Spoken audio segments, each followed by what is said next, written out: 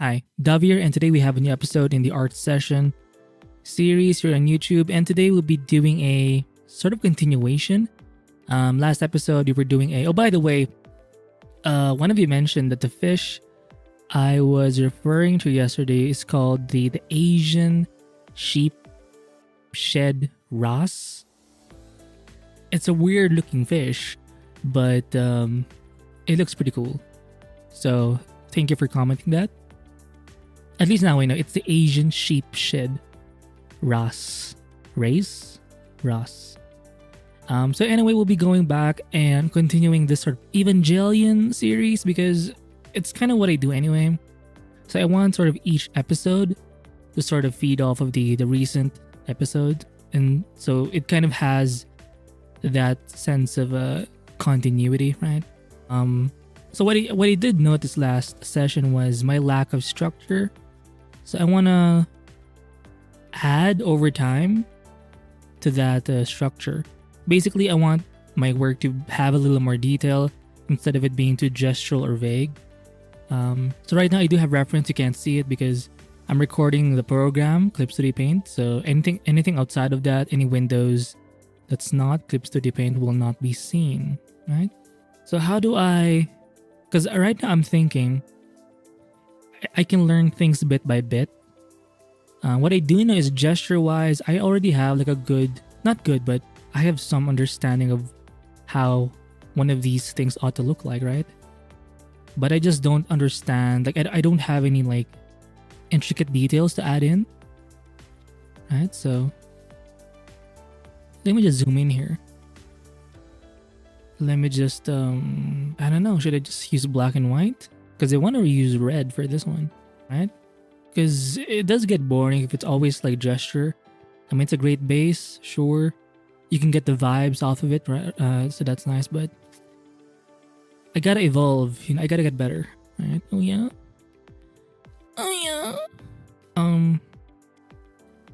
So for me, I think what's interesting me right now are the eyes.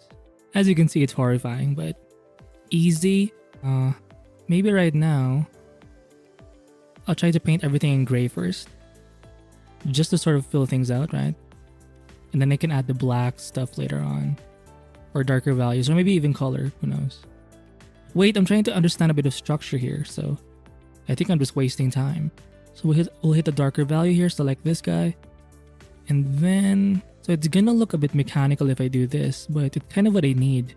Again, gesture is more of like the flow, so it's gonna be more squiggly, but when I'm doing this kind of thing, when I'm trying to understand a bit of the structure, it's gonna look a bit jaggedy, right? Because you're trying to understand the planes of the thing. You're trying to see it in 3D space. Gesture is more of like the spirit of the thing, the vibe, the energy, the flow, the life of it. Without gesture, your structure can look kind of weird and boring, right? Oh my god, this thing sucks. Maybe I'm approaching it the wrong way. I don't know. Maybe this happens to me when I do when I study something. When I study, I often end up doing things one-to-one, meaning whatever the reference is, right? When I try to study the thing, I end up copying it one-to-one, right? I don't really know how to, or I'm not comfortable with manipulating reference photos yet, right? But the only way to get good at that thing or this thing is to just jump in and do the thing, So in my case, or maybe I do have to go through this phase where I do things 1:1, and maybe over time I'll get this like knowledge or wisdom or just like this feel, and like I'll get the nuance later on, but that happens over time, right? So, and also one of my issues too is sometimes I'm afraid to make mistakes, or I don't like things to look ugly. But the thing is, when you're trying to sketch something, it's gonna look kind of ugly in the beginning. When you're laying things out, like I want to be like Kim Jong-gi, or that's the expectation I have for myself. Like one stroke to say it all. I don't have to go back and forth because I'm so like cool and everything. Obviously, that's not how the world works. You do have to. It's gonna be messy. And I think if you just admit that or realize that, it's gonna be easier for you to just approach this kind of thing. So right now we have this bottom part here. I think I'm trying to do too much at the same time. I don't know. So maybe my aim right now is just to be a little bit messy. How about that? I know that this part right here is white. By the way, I'm drawing Eva number 2, I believe, the red one. I think Eva 1 is the violet one. And Eva 2 is the one that's being piloted by the German chick. Asuka something? Is it Asuka? The redhead. I was gonna say something, but I know she's like young. It's anime, guys. Come on. But still, you know. By the way, if you've seen the show, do you remember the scene, the hospital scene, when Shinji unloaded himself? Jesus, mother of God.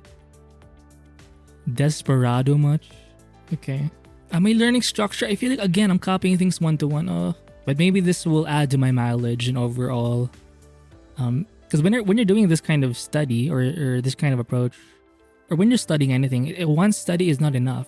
It's the accumulation, of all of your studies combined. Like it works in numbers. Your studies work in numbers. You learn in numbers. Not in like one study is gonna solve everything. That's not how it works. And that's something I have to face because, I do get impatient. I want things now, I'm like a baby that way, always wanting things in an instant. Oh, by the way, I'm very hungry. Right now, I'm actually thinking of cooking up some Indomie mee goreng. If you haven't had Indomie mee goreng, it's like you're not even living at this point. I know the sodium is gonna be high, but fuck it. It's like, I need it. Like, guys, right now, you don't even know how hungry I am. It's worse, especially for visualizing the food.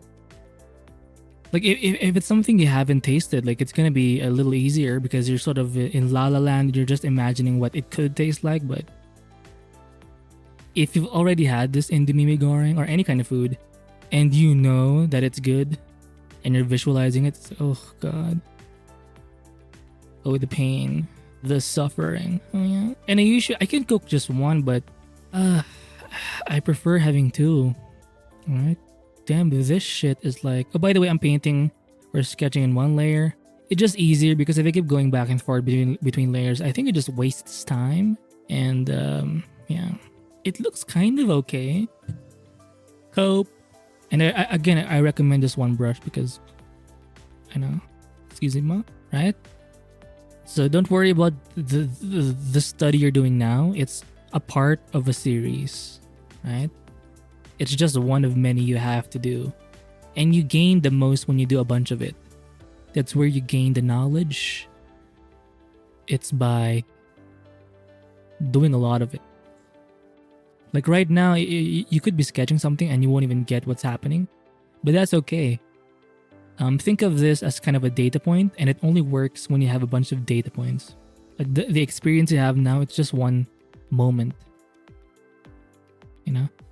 But it works again better when you have a bunch of moments, a bunch of these experiences. You know what? I'm really hating this. Let me just skip it. Like, can I skip it? I'll try this. I'm gonna move this guy a little bit to the side, right? Kind of like this. I'll try not being so attached to the photo. I want to be more explorative. So I'm starting with my own gesture and leading with my own sort of thing. See? So I'm using the reference, but I'm using it as more of a guide rather than a 1:1 thing happening. So I know there's something about the head. Again, the Asian sheep. What is it again? Sheep, shed, Ross. I'm gonna write it down. Asian persuasion, sheep. It's a weird name too. Shed? Oh, sheep's head. Oh my, sheep's. I think it's called sheep's head. Sheep shed. Dumb, low IQ. Okay, that makes a little more. Hopefully, I'm saying a sheep's head. I think that's the proper way to say it. And Ross? Race? And by the way, if you've noticed how I sometimes slur or not slur, like mispronounce words, I do have a mouth sore, so I do have trouble speaking sometimes because of it. So apologies, but hopefully in about a week, maybe 2 weeks. Hopefully not that long, guys. Hopefully it's gonna disappear. So I do know it's sort of like you see two planes, sort of like this. And then the eye is under. It's sort of, the eyes are outside. They're kind of like binoculars like this. I want to learn the parts of this thing. I know in the bottom part of this plane, this is top one, top two. So top one is the top two, or two is the bottom. So this one's gonna be in shadow right here, right? There's like two holes. Over time, I'm gonna get better at this, so don't worry. And then there's sort of a thing, an eye guard, kind of like this. And then you have this sort of white thing over here. Now I am mixing a few things here. And then you have sort of this, now the proportions are off, but again, I'm starting with my own gesture and then trying to add some structure in it via the reference. So I'm not copying it one is to one anymore. I'm just doing it my own way. I do like it. Let me just do an adjustment here. I'm going to select this guy with the lasso. I'll hit Control T and then I'm going to just free transform it, pull it up a little bit. Now I know it's a little long, but right? Let me try liquify. I think I have a liquify tool here somewhere. In Photoshop, you would have to use warp. Hi, I'm back. I just realized something. Thankfully, I was able to, or I caught this early on, but my recording just stopped for some reason. And not exactly sure why. I think whenever I do the shortcuts or some shortcuts on Clip Studio Paint, like I'm hitting something maybe, or maybe I'm overloading my memory or something, who knows. But I have to be wary of when that happens. Anyway, we're back and we're gonna have to continue, right? Should I try to be accurate with this one, meaning try to make it, no, I'll stick with this gesture. I think I like the size of it. And now the thing is, with the reference photos I have, I can't really see the back side as much. But I think we'll start with this view. I think this view is enough, right? Then we just find a different, and I also want to be able to do like the mouth, like how it opens up. And again, I don't have to learn everything right now in this session. Again, you want it to be, you want to compound your results, right? For something to compound, you need like different stuff over time so that it builds up, right? So one session is not enough. You want to do, like this works, learning works when you do a bunch of it. So right now, just try to pick something, pick one view maybe, and then just try to learn something from it, or one reference rather, not view. And oh shit, maybe this is how you do it. Have one reference, and then have your one view, preferably your own. My recommendation right now, because right now it's kind of working for me, is an elevation view, meaning you're seeing it from either the, like one side, like a flat side, an elevation. If you've ever done or know what architectural drawings look like or interior designs, you know, the elevation views are basically like flat views of one of each side of a thing. So maybe that can help you sort of break things down a little easier. So I know there's something here, kind of like this, and then this goes a little lower actually, right? Now again, the back, I can't really see it. I know a part of the traps and the back side anyway, it's sort of armored up. Hard to see the details, but we'll just do this. How about that? Right? So you know what, we'll do this. We'll add a bit of color because I think we have a gist of it. We have a good sort of a layout or lay in. So here's what I'm going to do. I'm going to go to my layers here. I'll make a new layer. Put it on multiply and add some base colors. In this case, we'll use some red. Something a little not as bright. A bit more saturation. How about this one? Right? So fuck it, we'll just cover the whole thing in red. Right? As a base. Not bad. Or maybe I'm doing too much right now.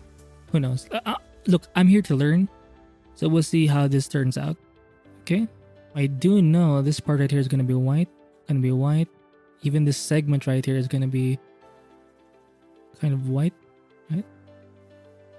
Even the under part of this eye is going to be white as well. And then it sort of does that. We'll add some yellows here. Oh, you can't really see it in the head as much. So, oh, in the bottom maybe a little bit. Again, it's not going to be super accurate, but so this one's sort of red, but it's like dark, almost like a gray. You'll see this in the neck area. Oh, some parts here have to be like a deep black. So under the eye. So this one is in shadow. I could make another layer to do the shadows, but I'm kind of doing it all in one layer. The colors anyway, so probably a bad idea, but whatever. You know what? I'm gonna go for a darker color. Basically something that's close to black and really define like the edges over here. Is it good? From afar. Paint. And then eventually I'm gonna paint over it. Right? Now again, it's not perfect, but at least I have some kind of likeness. Right? Again, one is not enough. Study is not enough. You don't learn from one study, you learn from studying, and that involves a lot of studies. Wow, genius. Oh, let's add a bit of green because the eyes are kind of teal. Is it teal or cyan? Right? Look at how it looks like the actual thing now. The proportions are a little off if you've seen the anime, but I'll make a new layer again, but this time it's just normal. Same brush. I'll zoom in a little more, and then we'll paint out some areas we don't like. I don't like this. I don't think this is necessary. Right? So we're picking the white from the background, and that's it. I think the neck is too thick here. We'll pick a darker, basically a black at this point. I think I'm getting the neck wrong a little bit. And again, it's more fun to do things this way, I think, because they're not, even though it's kind of raw and direct, it's much more fluid. And there's going to be a little more energy involved compared to, say, when you have a bunch of layers. I think it just gets in the way, especially when you're studying forms or structure. Okay, we'll do this. Oh, I want the white to be there. There you go. By the way, the color picker tool in Clip Studio Paint, it's much more, because it zooms in a little bit, which I do like. It used to bother me, but I kind of like it now. Let's pick this darker color here, basically a black. Do this, and then bring out one part. Wait, most of it is in shadow technically, like this. Take the red and do this. Whoa, genius. Now, is it accurate? Probably not, but who gives up?